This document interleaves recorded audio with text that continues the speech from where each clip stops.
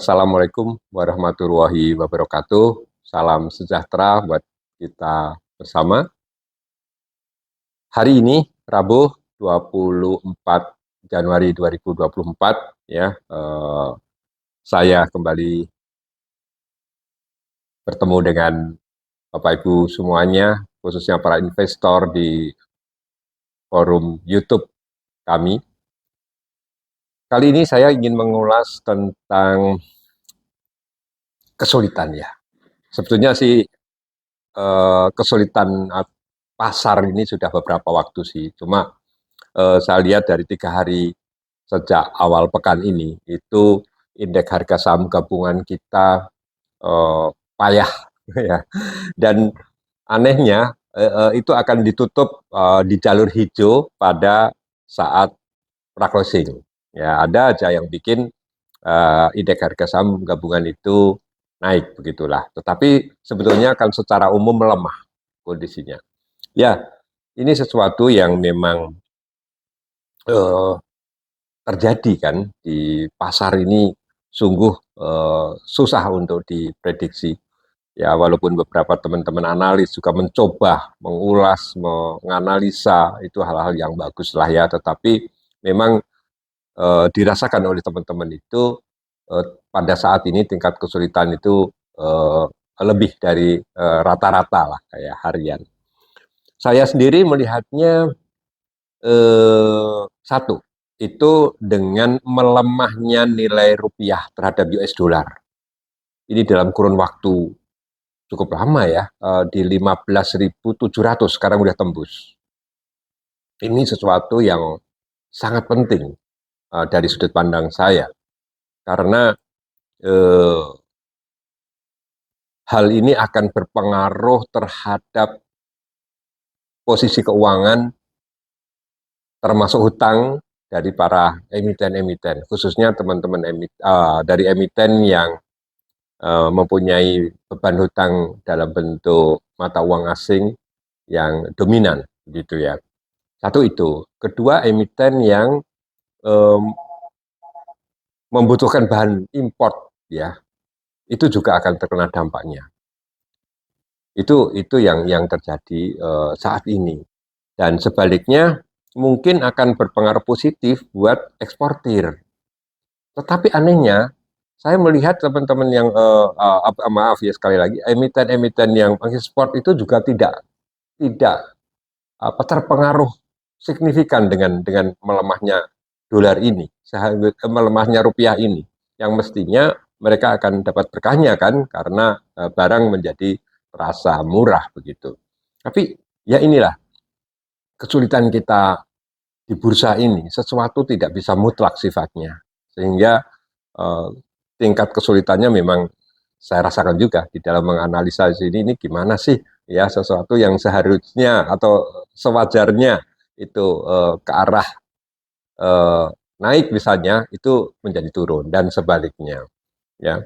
Itu yang mempengaruhi menurut saya pergerakan indeks harga saham gabungan, karena secara rata-rata harga saham itu tertekan ya.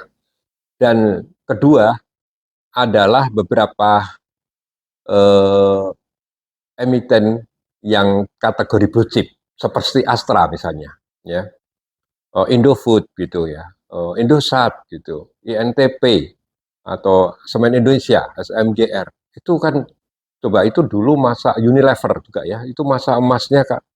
Menurut saya apakah itu memang sudah ada siklus ya sehingga mengalami eh, tekanan saat ini.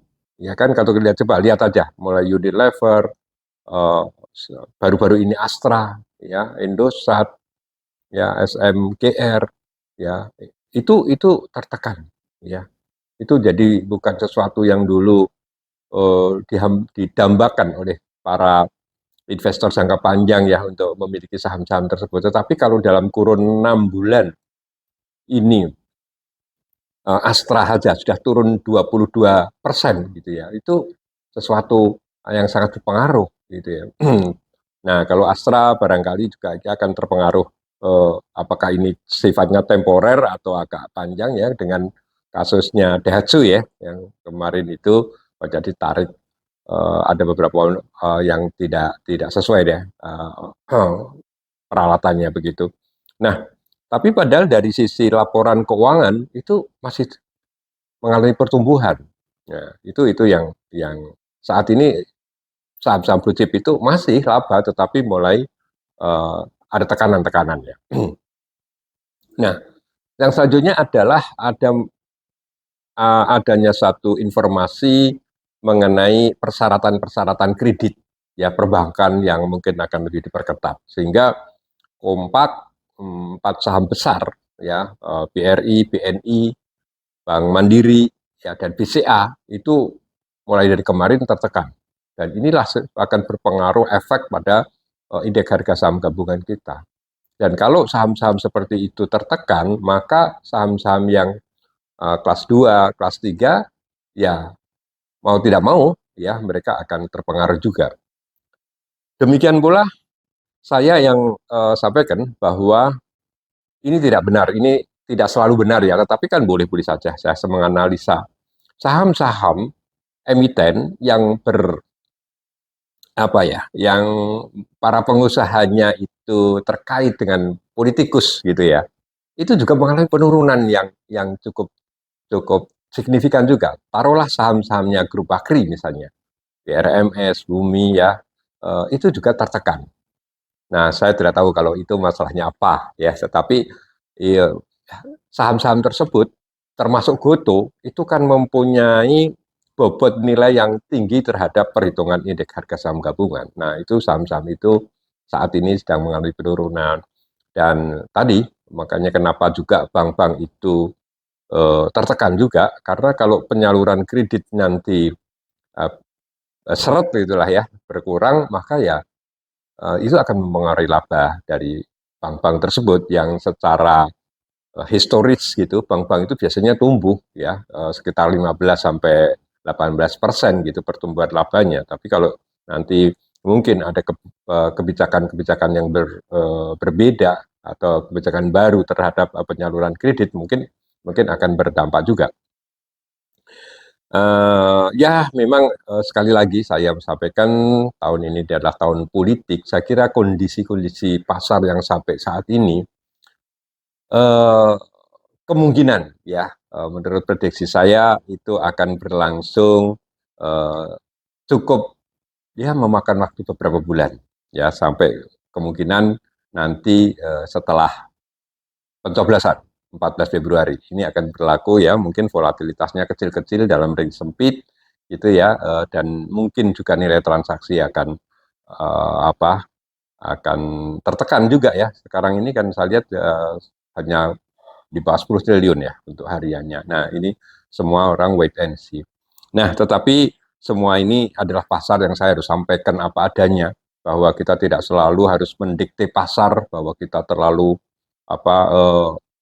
euforia gitu ya, terlalu bersemangat gitu, tetapi tanpa melihat kondisi pasar yang sebenarnya. Jadi kita memang harus melihat seperti apa pasar, maka kita harus menyelesaikan pasar itu, bukan pasar yang menyelesaikan kita.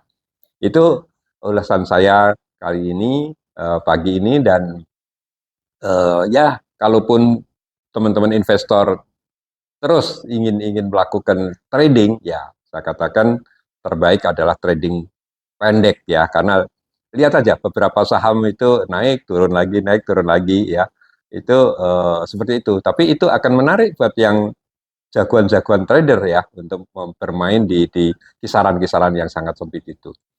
Tidak lupa saya selalu membanggakan ini buku saya ya, yang berjudul Rahasia Harga Saham, dan silahkan Bapak Ibu buat yang ingin belajar dan mendalami tentang investasi di pasar modality untuk memiliki buku tulisan saya yang baru launching November yang lalu berjudul Rahasia Harga Saham.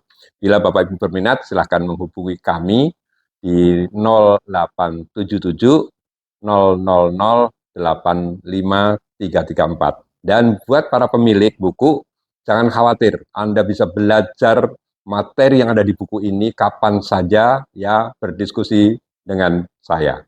Itulah layanan kami terhadap para pembaca yang memang ingin meningkatkan pengetahuan di bidang investasi pasar modal. Saya kira saya cukupkan untuk kali ini. Assalamualaikum warahmatullahi wabarakatuh.